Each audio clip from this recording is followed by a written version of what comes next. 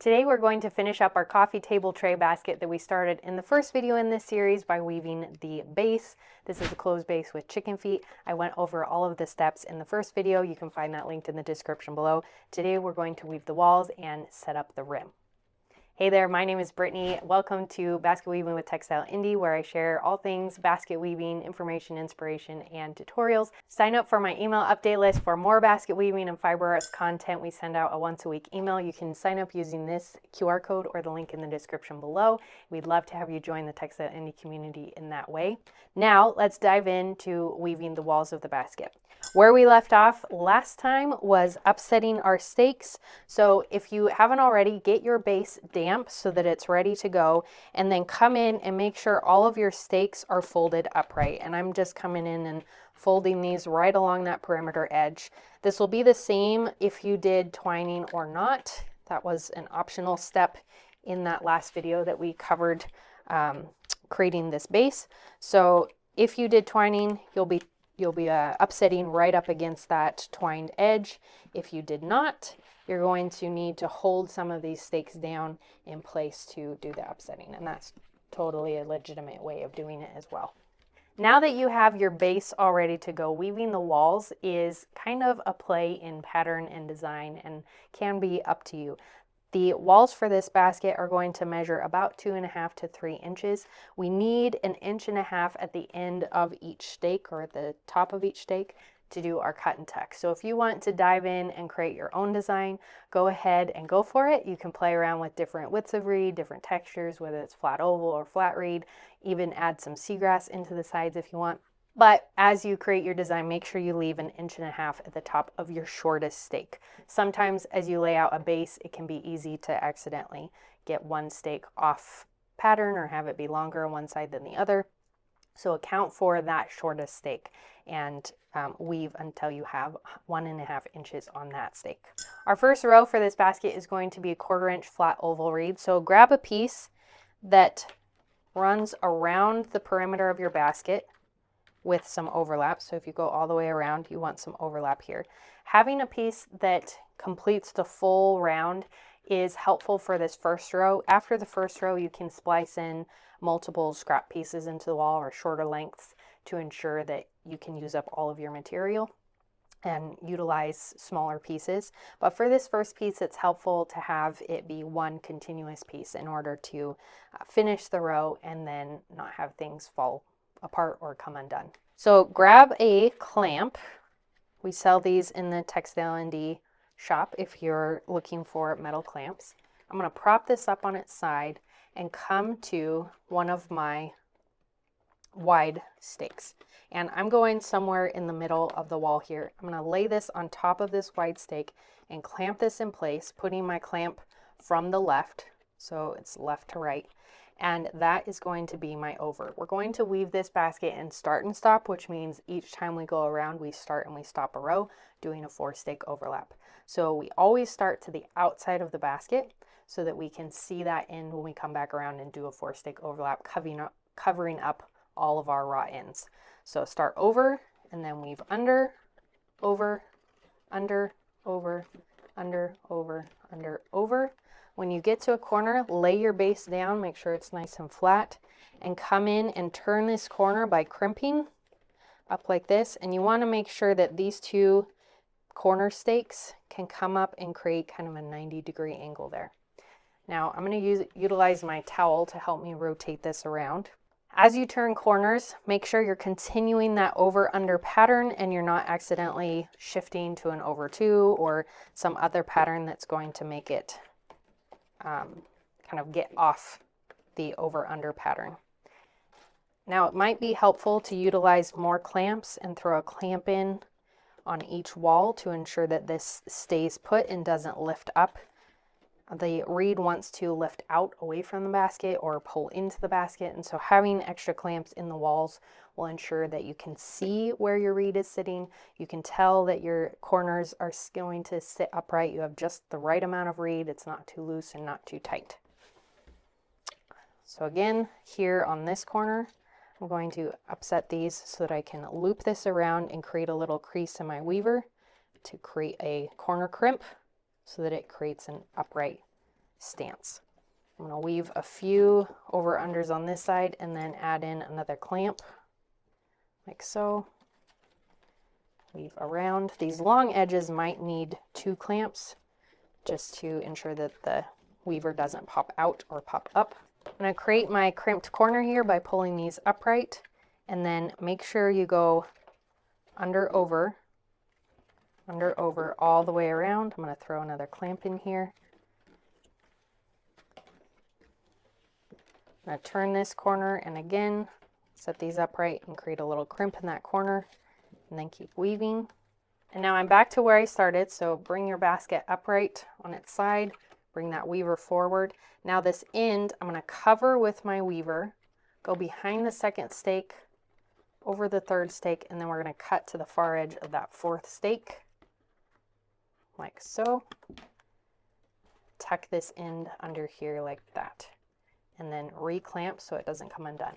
And that is our first row in the basket. The next 2 rows of our basket we're going to weave with 5/8 inch wide flat reed. So grab a piece. I'm going to use shorter pieces and splice pieces together for this. If you want to use a full piece that goes all the way around, you absolutely can.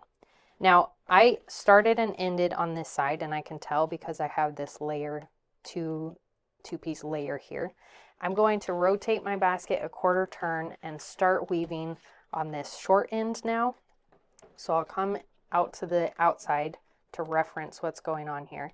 I want to make sure I start on a stake where my previous row was behind. So I'm going to clamp this on top right here, replace that clamp and utilize it for this row, and then go over, under, create a crimp in the corner. I'm going to turn the corner, making sure I'm weaving opposite of that previous row. This row will start to pull the stakes upright, so you can start to see what you're doing with the base flat on the table. But you can also come in, tilt this up on its side, and weave from the side. So this row should be weaving opposite of that previous row. And when you get to the corner, make sure that you're coming in and creating a crimp that's 90 degrees around those corner stakes so that you can pull those walls upright a little bit more. For these 2 rows of 5/8, you're going to finish off with a 4-stake overlap as usual. Tuck that in place, and then do your second row right on top of that, making sure to 1/4 turn to the next side of your basket. And that is our 2 rows of the 5/8 inch wide flat reed. The next section of weaving is going to be 3 rows of 1/4 inch flat oval reed. So weave them and stop rotating the basket a 1/4 turn as you normally would. When you finish weaving the walls, you're going to come in and press on the corners to make sure that they're nice and crimped. Pull in the walls and press those in. The rim will help this, but we do want to do a little bit of it right now. And then go around all of your sides and pack your rows so that everything's nice and snug where you want it to be. There's no gapping. The reed shrinks as it dries, so we want to account for that by packing these rows nice and tight and making sure that no gapping's happening now, so that as it dries, it doesn't get any bigger. Once you've packed all the way around, you're ready to start the cut and tuck. Now with the walls woven, I am stopping a little bit earlier than that 1.5 inches at the top, but you can keep weaving up further if you want a taller tray. I'm happy with this height. So I'm going to come in, and all of the stakes that are in front of this top row of weaving, I'm going to fold flush with that top row. All the stakes that are behind, I'm going to cut flush with that top row. So it's a fold and then a cut, but we make sure to fold over to the inside of the basket, over that top row of weaving, so that we're holding the basket together with that fold. When we fold and then tuck it, that holds the basket secure. So I'll get those cut and out of the way, and then from the inside you're going to measure this down, and I'm going to measure to the bottom of that second 5/8 inch and use my packing tool to go under this row of 1/4 inch and under the row of the 5/8 inch, so that we can still see our weaving from the inside and we hide that raw end. Do the same thing on this next one, cut it to length, and then lift these 2 rows away making sure to fold over that top row. So from the outside, looks like this. From the inside, you have nice folded edges. You'll do this all the way around the basket. Again, folding those that are in front, cutting flush across those that are behind. Once your cut and tuck is done, come around the basket with a piece of 5/8 inch wide flat oval reed. Measure it out so that you have enough to go around the top with about 1.5 to 2 inches of overlap. And then get this wet in your water bin. I like to soak it for about 3 minutes or so to make sure that it's pliable enough to work with. And then cut a second piece the same distance around. We need one for the inner rim and one for the outer rim.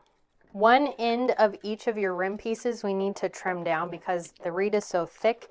If we did an overlap with this thick of reed, you'd have kind of a big bump. So I'm going to take my box knife and trim away the rounded side or rounded end of one of the ends of the reed. I want a little bit much there. And the same thing on the other end or the other piece, just one end of each piece. Now we'll start with the trimmed down end, the end we just thinned. And we're going to clamp this over the top row of weaving using these plastic clamps. We're going to feed this around the basket, putting clamps as we go. Normally I like to do about 1 clamp per wall, but this basket's really large and I don't want the rim popping off on me, so I'm going to add more clamps than that. I'm feeding this around, trying to make sure I have just enough reed to fill the space. And then I'm going to come in and create a nice crimped corner in that reed to create that corner edge. Do the same thing in this corner. Crimp the reed.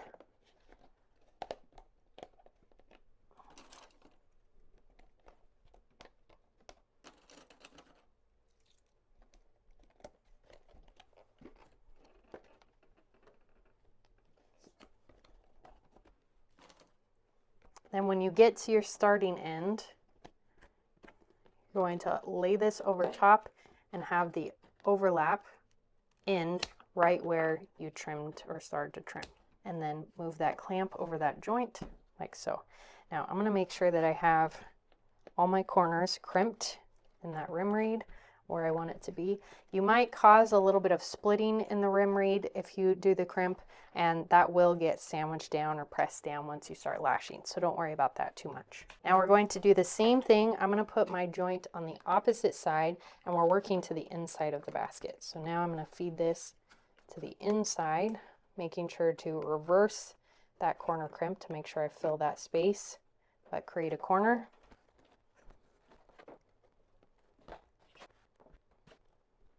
Overlap the ends and cut to the right length, and then put a clamp over that joint so it doesn't move.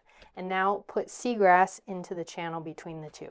Now we're going to finish this off with X-lashing. So check out this video for the bean pot basket where I did X-lashing. You'll set up the same way, losing your lasher, looping it around the inner rim, and then lash around in one direction and then reverse to create that X-lash stitch around in the other direction. The X-lashing on the basket finishes it nice and sturdy so that you can use it without things catching on the rim and breaking it. It also makes it nice and thick so that it will withstand use and coffee table wear or use as a food tray, however you're going to use your basket. Watch my staining and sealing video for information on how to finish your basket so that it doesn't mold or mildew in moisture. The reed does like to soak up water from the air, and then if it's in a warm area, it can mold and mildew. You can clean that off with soap and water, and I have a video on how to do that as well. You can coat this in mineral oil if you don't want to use a poly-based stain or sealer, and that will keep it clean and make it a little bit easier to wash if it does get dirty. Thanks for joining me for this project, and I hope to see you in another one. Until next time, check out this video, like and subscribe, and happy weaving. Bye.